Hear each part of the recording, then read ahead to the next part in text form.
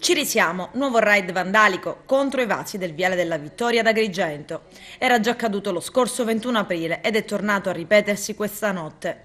Non hanno di fatto pace 110 vasi nuovi di zecca donati dall'Accademia Belle Arti Michelangelo di Agrigento e personalizzati con i nominativi dei commercianti, delle associazioni, dei cittadini che hanno sostenuto la spesa per abbellire il viale. Divampa così inevitabilmente il momento della rabbia. Solo un malato di mente e malato grave può rompere quanto di bello vi è per tutti, ha scritto Alfredo Prado, direttore dell'Accademia Belle Arti di Agrigento.